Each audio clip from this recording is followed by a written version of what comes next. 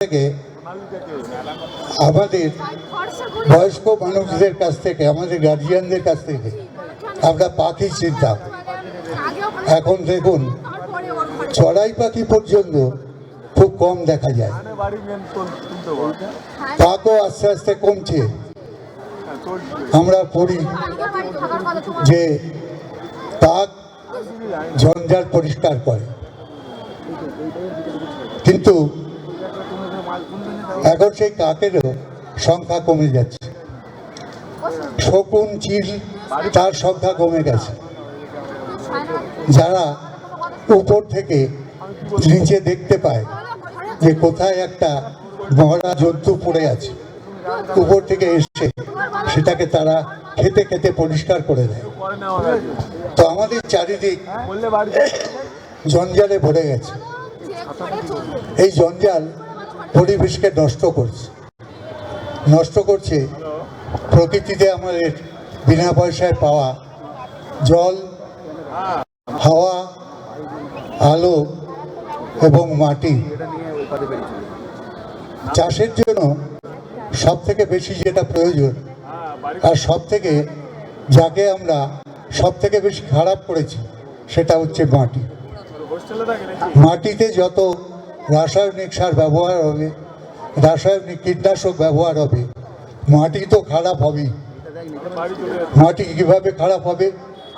এক হচ্ছে, এটা আমরা সবাই জানি যে মাটির নিচে কেঁচো থাকে এবং সেই কেঁচো মাটিকে আলগা করে দেয়। তাতে বায়ু চলাচল করতে সুবিধা হয় এবং জল চলাচল করতে পারে। এই বায়ু এবং জল উদ্ভিদের বিকাশের ক্ষেত্রে খুব বেশি কাজে লাগে। আলো না হলে উদ্ভিদ জন্মাবে না, বড় হবে না। ঠিক সেই রকমই আরো বহু কিছু আছে, আমরা দেখতে পাচ্ছি পরিবেশ থেকে সেগুলো নষ্ট হয়ে যাচ্ছে।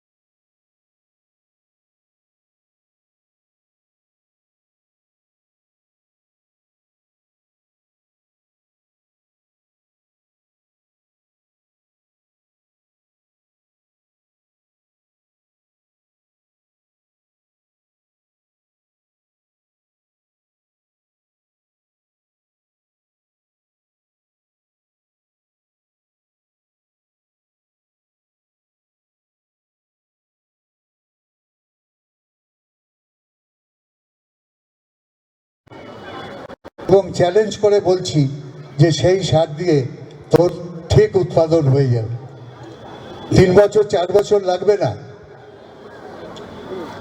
রাসায়নিক কীটনাশক সেটাও ঘরে বানানো যাবে, রাসায়নিক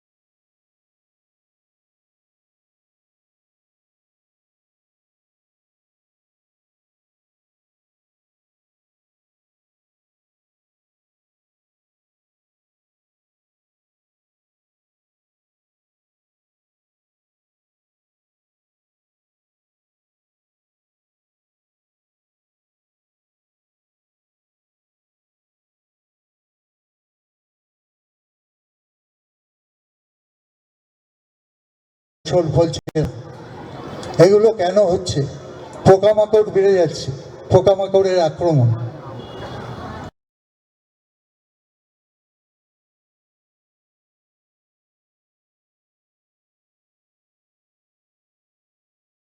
পোকা খাওয়ার ব্যাপার। আজকে আর পাখিকে আমরা ডাকি না, আগে ডাকতাম। এখন পাখি বলছে ওই যে বীজ দিয়েছ, তোমাদের ওই বীজ দেওয়ার ফল তোমরা ভুগছো, আমি আর আসবো না, আমাকে ডাকলেও পাবে না। আমাকে পাবে, বীজ দেওয়া বন্ধ করো, তখন তোমাকে ডাকতে হবে না, আমি এমনিই আসবো। এটা একটু করে দেখুন আপনারা, যারা করে দেখবেন তারা এই ফল পাবেন। আমাদের এই পরিবারটা এটা তৈরি হয়েছে কৃষির এই যে অস্থায়ী চরিত্র, উৎপাদন কমা বাড়া, এত খরা বন্যা, এই সব কিছু সেগুলো অনেকটা পরিমাণে কমানো যাবে এবং তার মধ্যে দিয়ে আমরা সুস্থায়ী কৃষি গড়ে তুলতে পারব। মুক্তি সেটা করে দেখাচ্ছে। মুক্তি এখানে যে স্টল দিয়েছে, আপনারা গিয়ে একবার দেখে আসবেন, দেখলেই আপনারা বুঝতে পারবেন যে কোনটা সম্ভব আর কোনটা সম্ভব না। আমাদের আগে বাড়ির সামনেটায় আমরা চাষ করতাম, যাকে আমরা বলতাম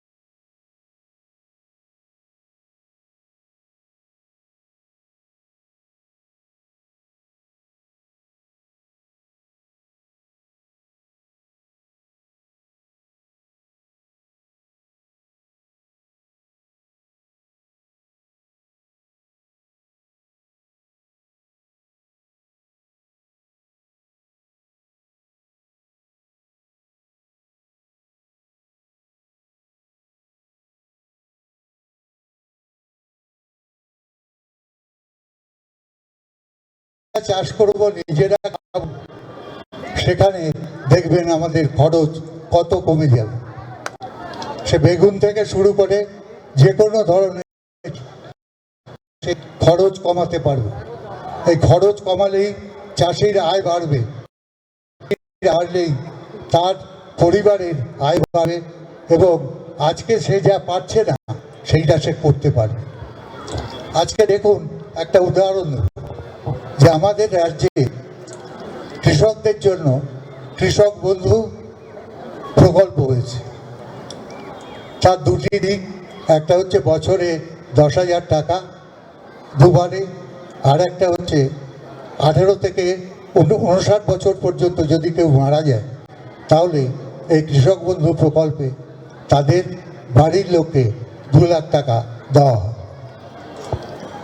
আপনারা যদি ভালো করে দেখেন, প্রতিটি পরিবারে একটা করে সাইকেল, একজন করে কন্যাশ্রী বা দুজন থাকলে দুজন, রূপশ্রী, একের পর এক জন্ম থেকে মৃত্যু পর্যন্ত এই সব কিছুই পাচ্ছে মানুষ, অন্য রাজ্যে এগুলো পায় না। পয়সা বীজ পাচ্ছে। এবার কোন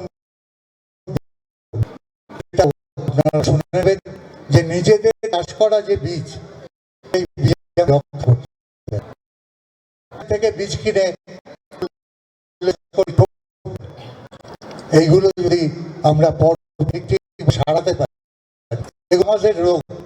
আমাদের রোগগুলো সারাতে হবে। বদ অভ্যাস এক ধরনের রোগ, সেই অভ্যাস পাল্টাতে হবে। ধান চাষ করা, শুধু ধান করব এইটাও ভাবা খুব খারাপ। ধান ছাড়া আরও যা যা জিনিস চাষ করা সম্ভব সেই সব কিছু চাষ করতে হবে। করে করে দেখতে হবে যে কোনটা আমার জমিতে ভালো মতো করা যাচ্ছে, ভালো ফসল দিচ্ছে কারা। এইটা যদি না হয়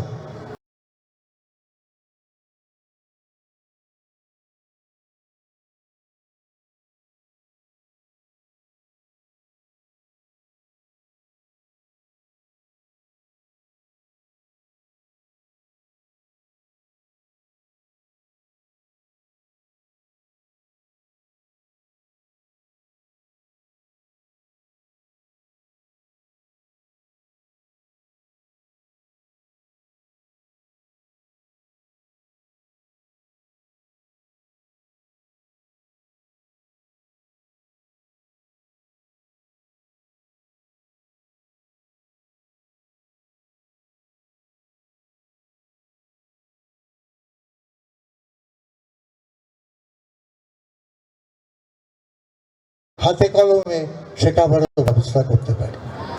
আমাদের কি কাজ আছে? আপনারা উৎপাদন করবেন, আপনাদের ফসল খাওয়া ছাড়া আমাদের আর কি কাজ আছে? নিজেদের বাঁচাবার জন্য আপনাদের অন্নদাতা বলবো, কিন্তু আপনাদের যোগ্য সম্মান দেবো না। কৃষকরা আজকে সব থেকে বেশি সম্মান পাওয়ার যোগ্য। মাটি, তাকে মায়ের মতো দেখতে হবে। সেই মাটিকে কোনোভাবেই নষ্ট হতে দেব না।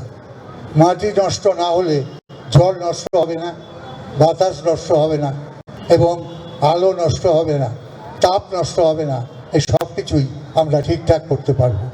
বাতাসে যা আছে সেইগুলোকে টেনে এনে আমরা জমিতে সেগুলোকে আবদ্ধ করতে পারবো, জমিতে সেগুলোকে দিতে পারবো।